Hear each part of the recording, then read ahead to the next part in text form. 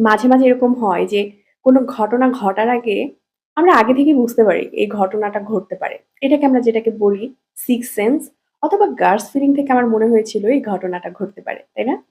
আবার এরকম একটা অদ্ভুত ঘটনা ঘটে যে কারো কাছ থেকে খুব এমন কিছু ঘটনা আমরা শুনলাম, যেটা আমি একা, একা আমার পেটের মধ্যে হজম করতে পারছি না।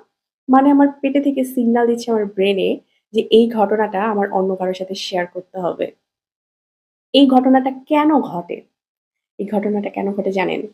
কারণ আমাদের সেকেন্ড একটা ব্রেইন কিন্তু আমাদের পেটে থাকে এবং এটাকে বলা হয় গ্যাস্ট্রোইন্টেস্টাইনাল ট্র্যাক্ট অথবা এটাকে আমরা বলতে পারি সিক্সথ সেন্স, গাটস ফিলিং অথবা সেকেন্ড ব্রেইন।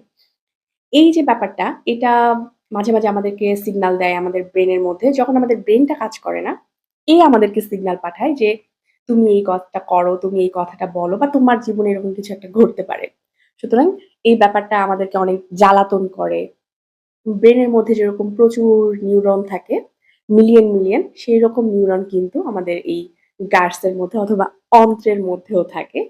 তো এটা আমাদেরকে সিগনাল দেয় বিভিন্ন রকমভাবে। যেরকম একটা উল্টাপাল্টা ব্যাপার যে অন্য কারো গোপন ব্যাপারটা আমরা ফাঁস করে দেই।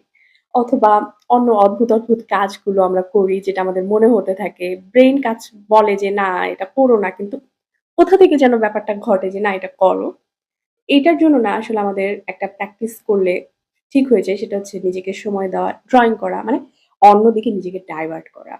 অথবা আপনার একটা ডায়েরি মেইনটেইন করলেন যেটার মধ্যে আপনি আপনার ঠিক কাজগুলো লিখলেন, ভুল কাজগুলো লিখলেন এবং ভুল কাজগুলোকে না করার জন্য চেষ্টা করলেন।